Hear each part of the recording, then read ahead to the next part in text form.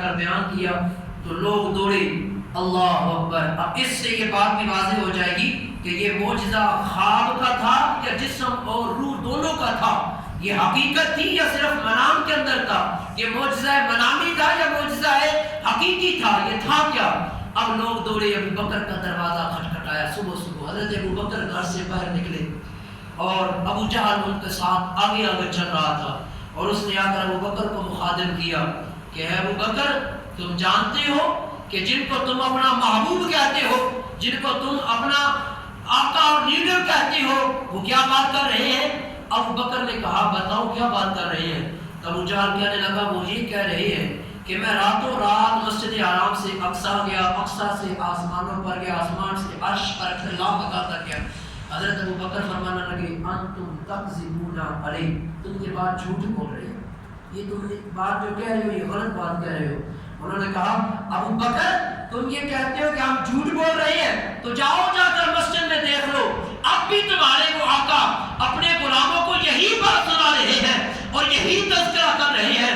ابو بکر کے کانوں نے جب ان الفاظوں کو سنا اور پھر حضور علیہ السلام کی اس بات کو سنا تو ابو بکر فرمانے لگے اچھا اگر یہ بات ہے کہ حضور اب بھی مسجد کے اندر بیان فرما رہے ہیں تو ابو بکر بغیر سوچے سمجھے اس واقعہ کی تصدیق کرتا ہے اور کہتا ہے کہ حضور راتوں رات معراج کر کے آج دنیا میں تشریف لے کر آ گئے ہیں.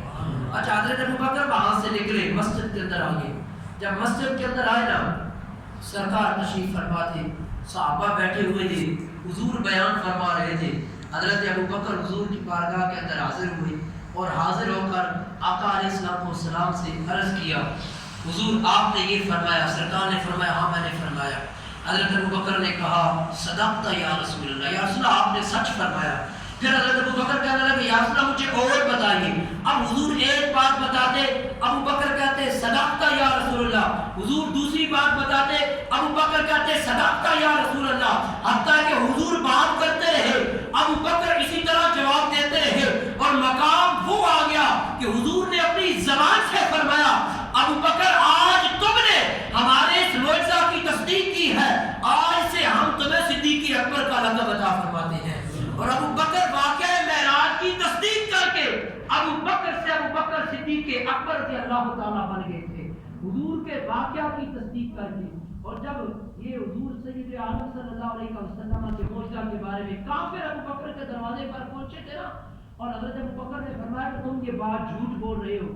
اگر یہ خواب کی بات ہوتی تو کافر اتنا پریشان نہ ہوتے، کیونکہ خواب میں تو بڑا بڑا کچھ ہو جاتا ہے.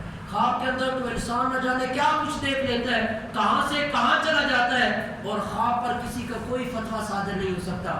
مسلم ہو غیر مسلم ہو خواب کی بات کو تسلیم کر لیتا ہے. لیکن کافر انکار کر رہے تھے.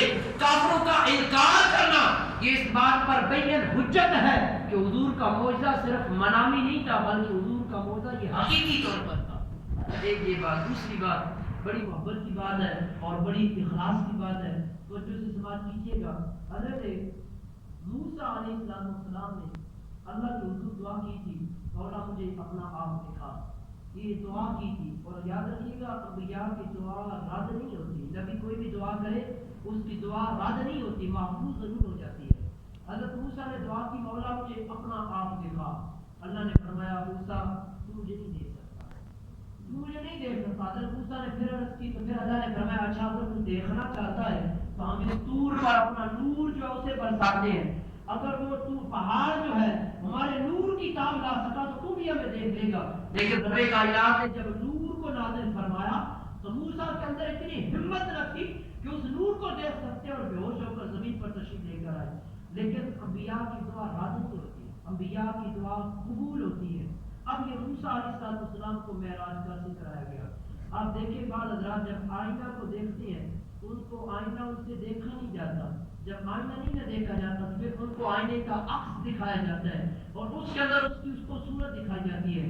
حضرت موسیٰ کے ساتھ بھی کچھ ایسا معاملہ ہوا. کیسے ہوا؟ اب حضرت موسیٰ علیہ السلام کو جب یہ بات حاصل نہ ہو سکی کہ آپ نے رب کا دیدار نہ کیا، اب اللہ نے اپنے محبوب کو یہ معجزہ عطا فرمایا. حضور نے پھر جب معراج کی رات رب کا دیدار کیا اور رب کا دیدار کیا تو پھر کیا آپ ہر سال سنتے ہوں گے کہ نمازیں 50 تھی پھر حضور حضرت موسیٰ کے پاس آئے اور پھر کمی ہوئی، پھر کمی ہوئی، پھر کمی ہوئی کیوں تھی؟ اللہ کو نہیں پتا تھا کہ یہ حضور کے امتی 5 سے زیادہ نہیں پڑھ سکیں گے. اللہ پر یاد 5 ہی کوئی نہیں پڑھتے، 5 کے کس نے پڑھی؟ ایک نماز پڑھ لیتے ہیں، کہتے ہیں ساری اسی کے اندر شامل ہو گئی. 5 نمازیں فرض عین ہے، یہ ساری فرض عین ہے. جنازہ فرض عین کوئی نہیں ہے، لیکن جنازے کے اندر سارے شریک ہے. جہاں نمازیں فرض عین ہے ان کے اندر کوئی بھی نہیں آتا اور چند لوگ آتے ہیں. تو یہ اللہ کو علم تھا، انہوں نے نمازیں پڑھنی نہیں ہے 50، لیکن پھر بھی 50 دی اور پھر موسیٰ کے پاس بھیجا. اس کی وجہ کیا تھی؟ یہ وہ وجہ تھی کہ موسیٰ نے دعا کی، مولا مجھے اپنا آپ دکھا.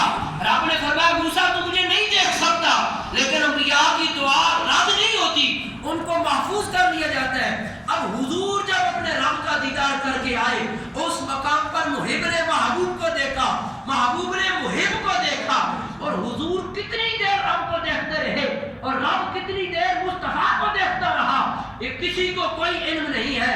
اب جب رب کائنات کے انوار و تجلیات ذات مصطفیٰ کے اندر شامل ہو گئے اور ذات مصطفیٰ کے اندر وہ سارے تجلیات جب داخل ہوئے، اب رب نے فرمایا اے میرے مصطفیٰ اب تو موسیٰ کے پاس جا، کیونکہ موسیٰ نے مجھ سے یہ دعا کی تھی کہ رب تو مجھے اپنا آپ دکھا. اور میں نے موسیٰ سے کہا تھا موسیٰ تو مجھے نہیں دیکھ سکتا، تیرے اندر اتنی ہمت اور طاقت نہیں ہے کہ تو میرا دیدار کر سکے. محبوب آج میں نے تجھے اپنے جلووں سے نوازا ہے اور اپنے جلووں سے مشرف کیا ہے. آج ہم موسیٰ کی اس دعا کو قبول کرنا چاہتے ہیں. محبوب تو جانا بار بار موسیٰ کو اپنی صورت کے اندر خدا کی صورت کو دکھا کر آ جا. رب کائنات نے اس مقام پر یہ جو بار بار نمازوں کو معاف کرایا گیا، یہ اور کوئی وجہ نہیں تھی، بلکہ موسیٰ کی دعا کو قبول کرنا مقصد تھا کہ موسیٰ آج تو اپنے محبوب علیہ السلام اور میرے محبوب کا ایسا دیدار کرے گا کہ تو دیکھے گا محبوب کو لیکن تجھے جلوے خدا کے نظر آئیں گے. یہ وہاں راز و نیاز کی جو باتیں ہوئی تھی نا، وہ عرش پر حضور کی اور اللہ رب العزت کی. وہاں اللہ اکبر. حضور جب ہجرت کر کے تشریف لے کر گئے نا، تو سرکار مدینہ منورہ جب پہنچے، تو مدینے میں سرکار جب پہنچے نا، ادھر حضرت ابوبکر تشریف فرما ہے اور حضور پاس بیٹھے ہیں. اب مدینے کے لوگ استقبال کے لیے دوڑتے آئے، حضور تشریف لے آئے، حضور تشریف لے آئے. تو جنہوں نے پہلی مرتبہ حضور کو دیکھا تو وہاں ان لوگوں نے حضور کو سلام کرنے کی بجائے ابوبکر کو سلام کرنا شروع کر دیا. وہ سمجھتے تھے کہ شاید ابوبکر حضور ہے. اب حضرت ابوبکر نے جب یہ منظر دیکھا نا، تو ابوبکر سمجھ گئے کہ یہ آقا اور غلام کی پہچان کو کھو چکے ہیں. انہیں پتہ نہیں ہے کہ آقا کون ہے اور غلام کون ہے. اس وقت حضرت ابوبکر کھڑے ہوئے اور کھڑے ہو کر ایک چادر جو تھی اس کو حضور کے اوپر چڑھا دیا تاکہ پتہ چل سکے کہ میں غلام ہوں اور آقا یہ تشریف فرما ہے. اچھا، یہاں پر لوگوں نے اپنی وہ من گھڑت توجیحات کی ہے کہ ابوبکر نے یہ اس لیے کپڑا کیا تھا کہ حضور کو دھوپ نہ لگے. لیکن یہ بات کیسے بنے، ہم کیسے مانیں؟ اللہ نے تو حضور کے لیے ہمیشہ سے دھوپ کو دور کر دیا تھا. سر بچپن میں نہیں وہ سنتے کہ حضور جہاں جاتے وہاں اوپر بادل کا سایہ حضور پر کر دیا جاتا. حضور پر تو دھوپ پہنچ ہی نہیں سکتی تھی، تو وہ دھوپ وہاں پہ اس کے کپڑا کرنے کا کیا مقصد؟ اس کا جواب پھر محبت والوں نے دیا، ادب والوں نے دیا. انہوں نے کیا جواب دیا؟ انہوں نے کہا کہ حضور غار ثور کے اندر 3 راتیں ابوبکر کے ساتھ اکیلے، ثانی اثنین اذ ہما فی الغار، وہاں صرف 2 تھے، تیسرا کوئی نہیں تھا. ابوبکر کی گود تھی، مصطفیٰ کا رخ انور تھا.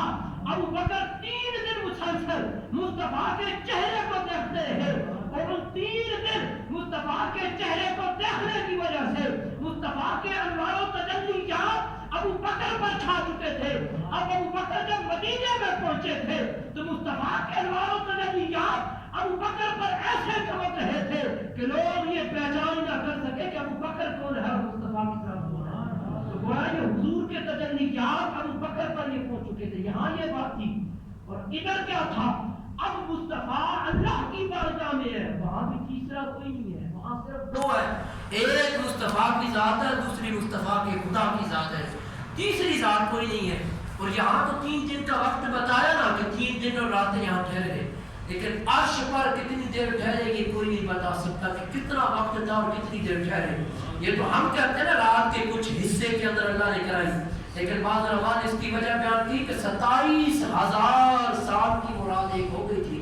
اللہ نے ہر چیز کو روک دیا تھا، وہ ساکت ہو گئی تھی، ہر چیز جم گئی تھی، اور رب نے محبوب کے جلووں کو دیکھا، محبوب نے رب کے جلووں کو دیکھا۔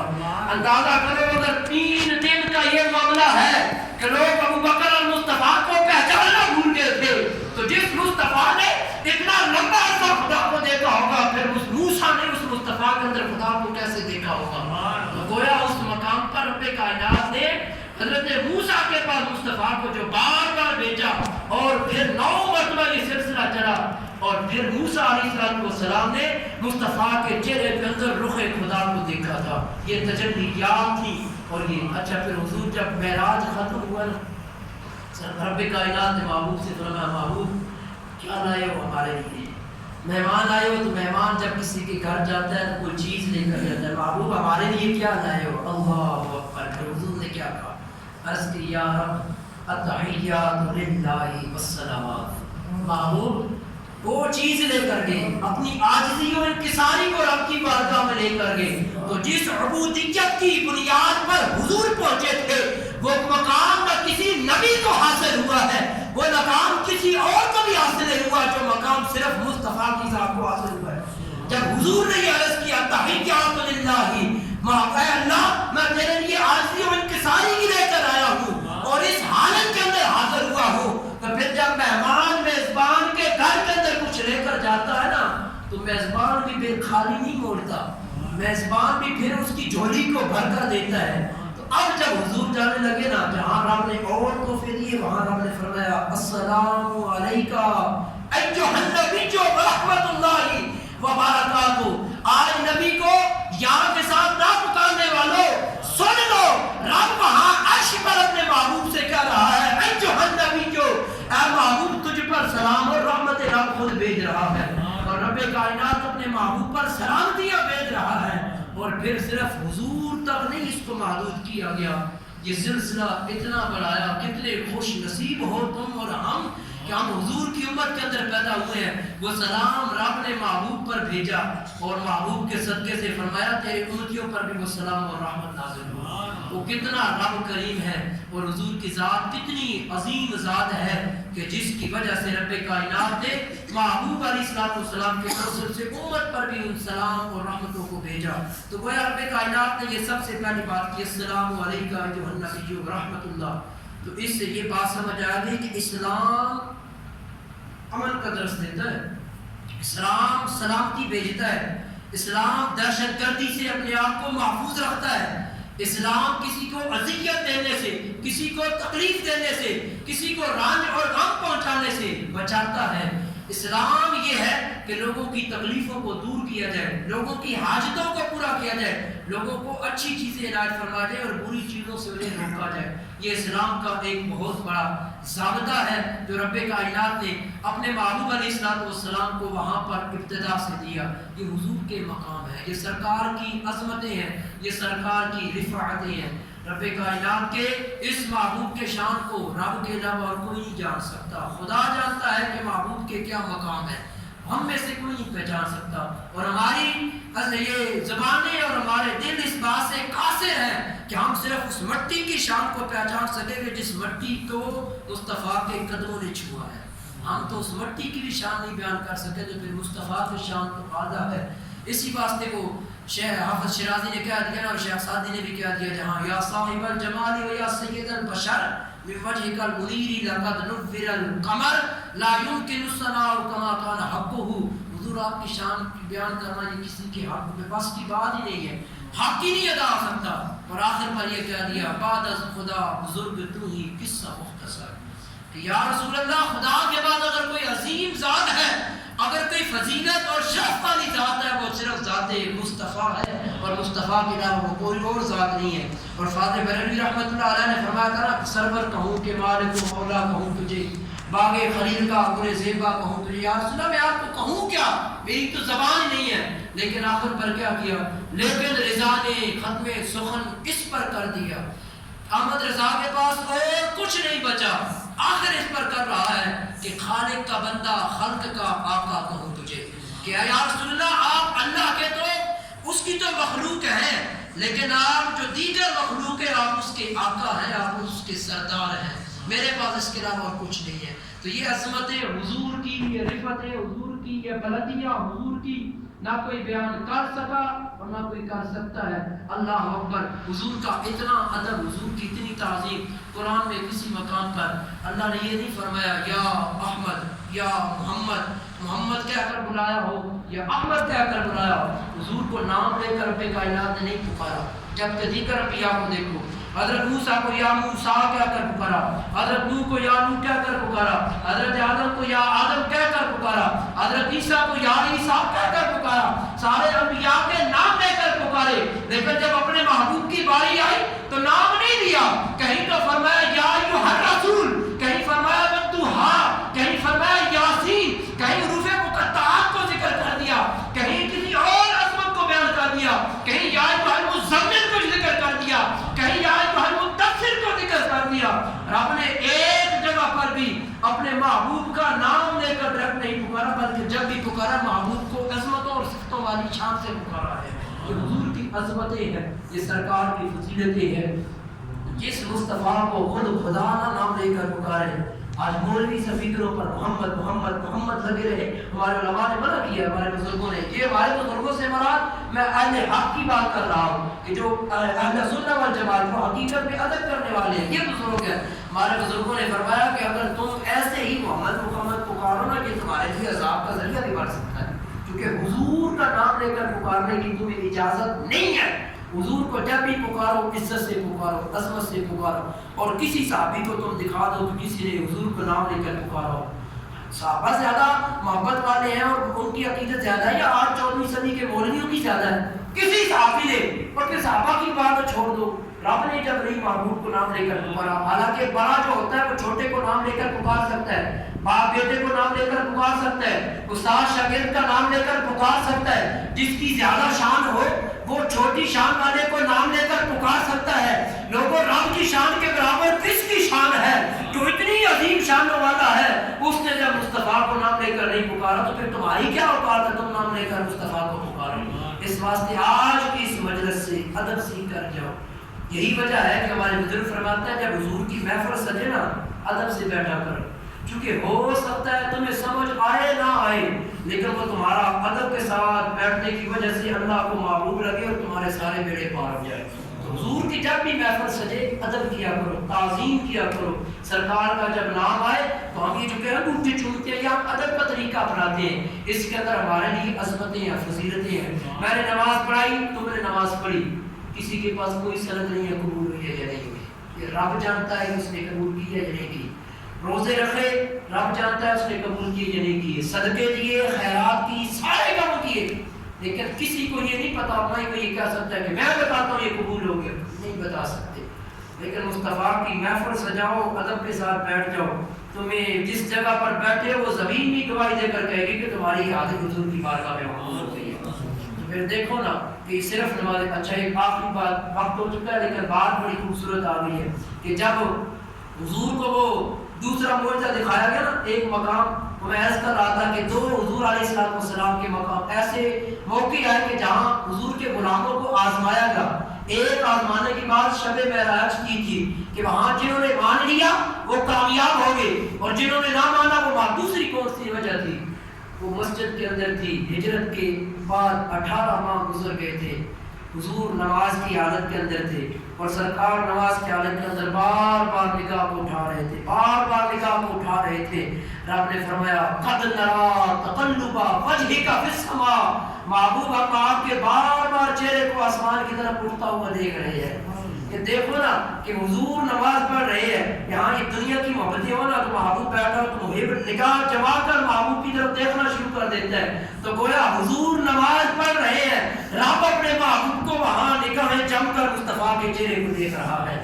تو حضور نے جب نگاہوں کو اٹھایا نا تب رب کائنات نے فرمایا قد نرا تقلب وجهك في السماء، محبوب ہم آپ کو یہ بار بار چہرہ آسمان کی طرف اٹھتا ہوا دیکھ رہے ہیں، چاہتے کیا ہو؟ حضور نے دل سے کہا رب چاہتا یہ ہوں بیت المقدس کو چھوڑ کر کعبہ توبہ میرا قبلہ بنا دیا جائے.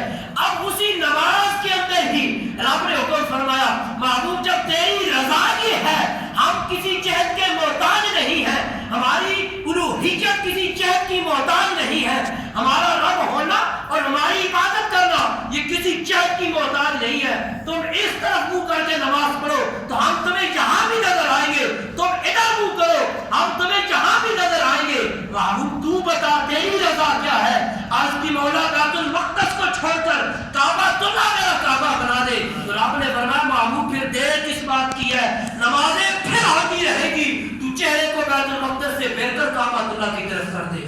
اچھا جب حضور نے چہرہ کیا نا، اب حالت یہ ہے، پہلے قبلہ ادھر تھا، اب قبلہ ادھر ہوا، اب یہ بالکل آمنے سامنے نہیں ہے، یہ ادھر ایک سائڈ پر، یہ سائڈ پر بات نہیں ہے۔ اب حضور ادھر آخر پر کھڑے ہیں، صحابہ سارے پیچھے کھڑے ہیں، اور یہ بات ہوئی۔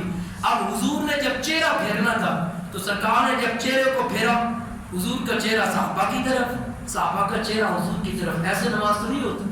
اب حضور نے کیا کیا، سرکار صفوں کو چیرتے ہوئے آگے بڑھے، حضور ادھر آ گئے۔ اب کیا ہوا، اب حضور کا چہرہ اس طرف، صحابہ کا چہرہ اس طرف، تو گویا دونوں کی پیٹھیں ایسے سامنے آ گئی۔ اب ایسے بھی نماز نہیں ہوتی۔ اب کیا ہوا، اب رب نے فرمایا یہ آزمائش کا موقع ہے۔ جہاں وہ معراج کی بات آزمائش کا موقع تھا کہ جنہوں نے مصطفیٰ کی معراج کو بغیر سوچے سمجھے تسلیم کر لیا، وہ ابو بکر صدیق بن گئے اور مقام اکبر رتبت کو پہنچ گئے اور فضیلت پا گئے۔ اب جہاں قبلہ کے بدلنے کی باری آئی تو پھر یہاں بھی ایک بہت بڑی آزمائش آ گئی، اور پھر رب نے اپنے محبوب کے غلاموں سے یہ کہا ہوگا کہ آج دیکھتے ہیں کہ میرے محبوب کے غلام کیا کرتے ہیں۔ اب آزمائش آ گئی۔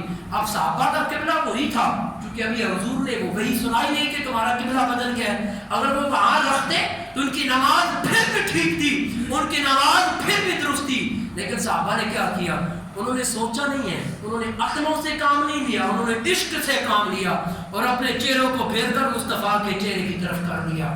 گویا صحابہ یہ بتا رہے تھے، لوگوں ایک طرف کعبہ اللہ ہے، دوسری طرف رخ مصطفیٰ ہے، اگر صرف کعبہ کے پیچھے جاؤ گے تم کامل ایمان والے نہیں ہو سکتے، تم کامل مومن نہیں ہو سکتے۔ اگر تمہارے سامنے آزمائش کی کڑی آ جائے، آزمائش کا مقام آ جائے، ایک طرف کعبہ اللہ کو رکھ دیا جائے، دوسری طرف رخ مصطفیٰ کو رکھ دیا جائے، تو یاد رکھنا کعبہ اللہ کو اختیار مت کرنا بلکہ رخ مصطفیٰ کو اختیار کرنا، پھر کامل تمہارا ایمان ہوگا۔ تو گویا اب کیا ہوا، اللہ نے فرمایا حاجیوں آؤ شہنشاہ کا روزہ دیکھو، کعبہ تو دیکھ چکے، اب کعبے کا بھی کعبہ دیکھو۔ تو حضور کو کعبے کا بھی کعبہ ہے۔ تو گویا یہ صحابہ پر اس مقام پر ایک آزمائش تھی کہ آج ہم دیکھتے ہیں کہ ہمارے محبوب کے غلام کعبہ کو اختیار کرتے ہیں یا کعبے کو اختیار کرتے ہیں۔ تو پھر غلاموں نے کیا کیا، انہوں نے عشق سے کام لیا، انہوں نے مصطفیٰ کے چہرے کو اختیار کیا، کعبہ اللہ کو چھوڑ دیا۔ ان کا جو کعبہ اس وقت جو تھا بیت المقدس تھا، ان کا قبلہ تو بیت المقدس تھا، لیکن اس قبلے کو چھوڑ کر انہوں نے کعبہ اللہ کو جہاں حضور نے چہرہ کیا، گویا کہ وہ رخ مصطفیٰ کو اپنا کعبہ بنا رہے ہیں۔ تو یاد رکھ لو، یہ آخری بات اور بڑی پتے کی بات ہے، صرف کعبہ کو ڈھونڈو گے کامیاب نہیں ہو سکو گے، لیکن جب کعبہ مصطفیٰ کے رخ انور سے دیکھو گے تو پھر کامیاب و کامران ہو جاؤ گے۔ کیونکہ یہاں یہ بات حاجیوں آؤ شہنشاہ کا روزہ دیکھو، کعبہ تو دیکھ چکے، اب کعبے کا کعبہ دیکھو۔ یاد حضرت نے فرمایا اچھا حج کا ہے، یہ عمرہ ہے، یہ سارے مناظر کعبہ میں پورے ہو جاتے ہیں۔ مکہ مکرمہ میں جب تم عمرے کے لیے جاؤ اور حج کے لیے جاؤ تو یہ تمہارے حج اور عمرے کے سارے معاملات خانہ کعبہ کے اندر پورے ہو جاتے ہیں، لیکن پھر مدینے کیوں آتے ہو؟ مدینے آنے کی کیا وجہ؟ جب تمہارا عمرہ پورا ہو گیا، جب تمہارا حج پورا ہو گیا، تو یہ اللہ حضرت نے فرمایا حاجیوں آؤ شہنشاہ کا روزہ دیکھو۔ کعبہ تو تم نے وہاں دیکھ لیا، اب اس کعبے کے کعبے کو دیکھو، یعنی رخ مصطفیٰ کو دیکھو۔ حج تمہارا قبول کب ہوگا؟ عمرہ تمہارا قبول تب ہوگا جب تم حضور کے روزے پر حاضری دیکھو، وگرنہ تمہارا سب کچھ بیکار چلا جائے گا۔ آج کی یہ محفل معراج النبی صلی اللہ علیہ وسلم سے حوالہ سے تھی، حضور کی عظمت، فضیلت، مقام یہ بیان کرنا ہمارے پاس کی بات نہیں ہے۔ ہم سے یہ جو ہم بیان کرتے ہیں نا، تو یہ حضور کا ذکر کر کے اپنے دلوں کے اندر محبت کو پیدا کرتے ہیں۔ جب محبوب کا نام لیا جائے نا تو محب خوش ہوتا ہے، اس کو بڑی چاشنی ملتی ہے۔ تو حضور کا جب ہم لیتے ہیں نا تو ہمیں بھی اسی طرح محبت۔ عبداللہ بن عباس کا پاؤں سن ہو گیا تھا، جیسے آج کا پاؤں سن ہو جاتے ہیں، تو کسی نے کہا کہ جو تمہیں سب سے زیادہ پیاری ذات ہے اس کا نام لو، تمہارا پاؤں ٹھیک ہو جائے گا۔ انہوں نے بغیر سوچے سمجھے حضور کا نام لیا اور اسی وقت آپ کا پاؤں ٹھیک ہو گیا۔ تو گویا وہ ہر چیز سے بڑھ کر حضور کی ذات تھی۔ سرکار کی محبت دلوں میں بساؤ، اپنے بچوں کو حضور کے عشق سے نوازو اور سرکار کی محبت ان کے سینوں میں پیوست کرو۔ اگر صرف ادھر ادھر کی باتوں پر رہے اور حضور کی محبت نہ سکھا سکے تو یاد رکھ لو پھر تمہارے لیے کچھ بھی نہیں ہے. حضور کی محبت ہی وہ ذریعہ ہے کہ جو تمہیں کل قیامت کے دن جب محشر کا میدان لگا ہوگا اور کوئی بچانے والا نہیں ہوگا تو پھر تمہیں وہاں حضور ہی بچائیں گے. لیکن آخر پر بات یہ ہے کہ جب حضور تم سے اتنی محبت کرتے ہیں، تمہیں پتہ ہے کہ جب میں حضرت ادریس علیہ السلام اللہ ان کو جنت کی سیر کرائی دیا، وہ جب جنت کے اندر تھے زندگی کی وہ زندہ اٹھائے گئے ہیں، وہ کی موت نہیں ہوئی. حضرت ادریس جیسے حضرت عیسیٰ کی جب وہ جنت میں گئے نا تو اللہ نے فرمایا ادریس جنت کے نظارے کر لیا واپس جا. حضرت ادریس فرمانے لگے مولا تیری جنت اتنی خوبصورت ہے میں یہاں سے واپس نہیں جانے والا، میں یہی رہنا. اللہ نے قبول فرما لیا. وہاں ادریس صرف جنت کے نظارے دیکھ کر وہ واپس نہیں آتے، لیکن ادھر مصطفیٰ کی ذات کو دیکھو، جنت کی بات پیچھے رہ جاتی ہے، ساری باتیں پیچھے رہ جاتی ہیں. سب سے بڑی بات رخ خدا کا دیدار کرنا ہے، اللہ رب العزت کی ذات کا دیدار کرنا ہے. لیکن مصطفیٰ نے خدا کا دیدار کرنے کے بعد بھی یہ نہیں کہا کہ اے خدا میں تجھے پاس ہی رہنا چاہتا ہوں. وہاں بھی کہا تو یہ عرض کیا مولا میری امت میرے پیچھے ہے، میں اپنی امت کے پاس جانا چاہتا ہوں، اس لیے کہ میں تب تک یہاں نہیں آ سکتا جب تک اپنی امت کو کھینچ کر تیری بارگاہ میں نہیں آ دیتا. جب حضور اتنے شفیع تمہیں ملے ہیں یار، اتنی محبت والے ملے ہیں کہ وہاں اپنے محبوب کو، حضور کے اللہ محبوب ہے، محبوب کو چھوڑ کر تمہارے لیے آئے ہیں، تو پھر تم کیوں نمازیں چھوڑو، پھر تم کیوں نمازوں کو ترک کرو، پھر تم کیوں نیکی کے کام نہ کرو، پھر تم کیوں برائیوں کو نہ چھوڑو. حضور سے اتنی محبت جب سرکار کو امتیوں سے ہے، تمہیں بھی چاہیے کہ جتنا ہو سکے محبت بڑھاؤ، سرکار سے پیار کرو، اپنے چہروں کو سجاؤ.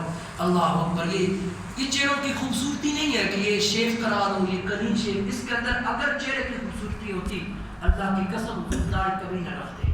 خوبصورتی ہے ہی داڑھی کے اندر، اس کے اندر خوبصورتی ہے، تو خوبصورتی کو اختیار کرو. اللہ ہمارے اس محفل کو اپنی بارگاہ کے اندر شرف قبولیت عطا فرمائے اور رب ذوالجلال ہم سب کو حضور کی سچی محبت و مودت نصیب فرمائے. معراج النبی صلی اللہ تعالی علیہ وسلم کا صدقہ خالق کریم ہم سب کے گھروں پر اپنی رحمتوں اور برکتوں کا نزول فرمائے. جب جہاں دیگر دعائیں کرو وہاں اس پاکستان کی حفاظت کے لیے دعا ضرور کرنا. جہاں اس پاکستان کی حفاظت کے لیے دعائیں کرو وہاں فلسطین کے، برما کے مظلوم مسلمانوں کی اور کشمیر کے مظلوم مسلمانوں کے لیے بھی دعائیں ضرور کرنا. ہو سکتا ہے کہ تمہاری زبان سے نکلا ہوا ایک جملہ اور مظلوم مسلمانوں کے لیے رب کی نصرت آنے کا سبب بن جائے. اللہ ہم سب کی حاضری کو قبول فرمائے اور ہم سب کو حضور کی سچی محبت نصیب فرمائے.